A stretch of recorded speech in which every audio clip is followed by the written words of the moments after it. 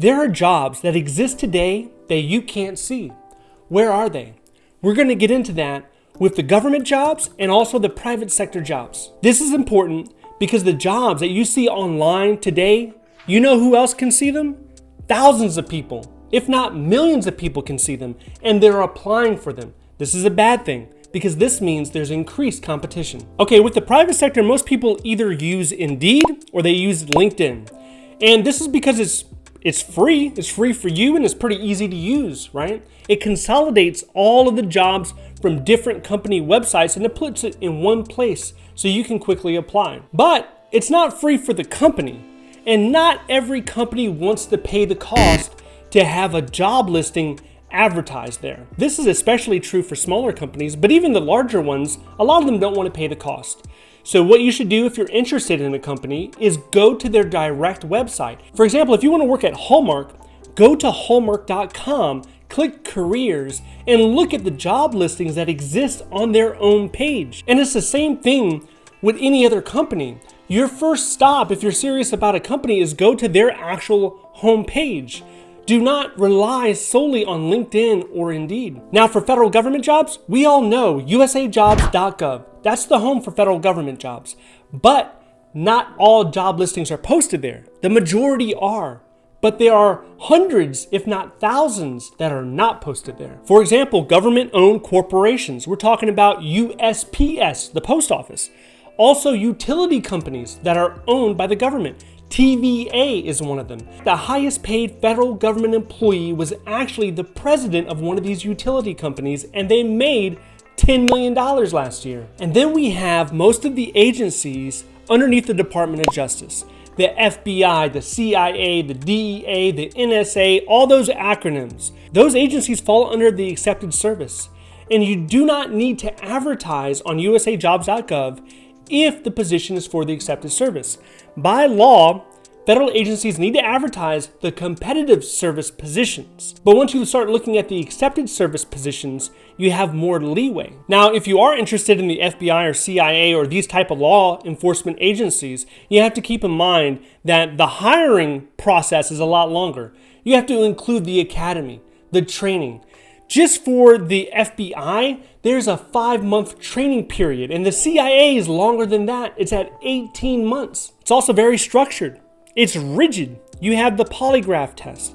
You have the drug test. And then we have the TSA, those individuals that secure the airport and make sure that everyone's taking off their shoes before they go through the metal detector. Those kind folks.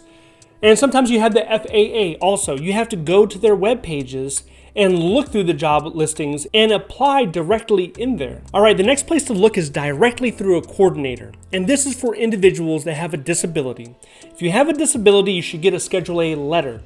And with the Schedule A letter, you can work directly with a coordinator. Same thing if you're a veteran. If you're a veteran that qualifies for VRA, you can work directly through a coordinator. These coordinators can actually locate and identify job positions that use your hiring path.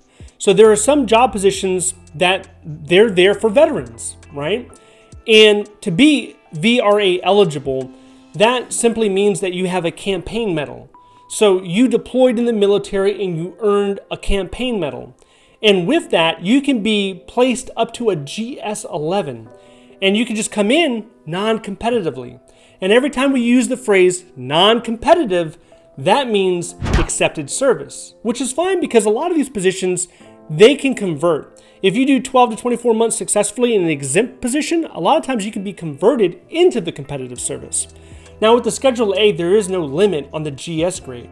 So you would send your resume, you would send your Schedule A letter and work with them in order to identify a position in their agency. You filter it through agency. So like I mentioned, some of these jobs could be completely invisible, but even if you find a position on USA Jobs that interests you, a lot of times you can contact the coordinator for that agency and inquire about the job announcement. Just have the job announcement number, send the email, and then start the communication, start the conversation. Remember, for government jobs, if the job is competitive service and it lasts longer than 120 days, by law, the agency has to publish it on USA Jobs to give everyone a fair opportunity to compete for it. The jobs I just mentioned, they're on the accepted service. So there is no requirement to publish it on usajobs.gov. And sometimes people ask me, what's better, competitive service or accepted service? If you want the opportunities, if you want to grow, I would say competitive service, solely for the fact that there's more opportunities in the competitive service. So ultimately your goal should be to get into the competitive service. But if you're transitioning from your current career, if you're in a private sector job trying to get into the government, if you're in the military trying to get into the government, there's nothing wrong with taking an accepted position for the first 12 or 24 months. Now, if you're making a career out of the FBI, you're going to remain in that accepted position, and that could be fine for you if that's one of your goals. Another thing I would tell you, it helps to grow your network, to know more people, because when you make those connections and you know individuals that are government employees, they can sometimes let you know when a job opportunity is coming open, right? It's not uncommon for a hiring manager to ask their coworkers, do you know anybody that's a good fit for this position? And then at times people will forward or send resumes. And I'm just telling you that it's going to be a net positive the more individuals that you know that are in the government. But the key to getting a government job is going to come down to two things. It's going to come down to your resume. How strong and how relevant is your resume? And the second thing is, how much are you applying? Are you applying every day? Are you applying at least several times a week? Or are you just applying once a month? That's going to play a huge role into how quickly you're able to get your first government job. So maybe you're watching this and you want to get a government job, or you want to get a better government job, but it has to be remote. You want to work at home. You want to work on the couch. 100% remote is the only way for you. There are certain job series that are more likely to have remote work. So I put together the top 4 or 5 job series that you can start targeting that have the most remote work. And if you want to know that list, I want you to watch this video next. If you would like to see more videos like this, please click like and subscribe. Thank you so much for watching, and I'll see you in the next one.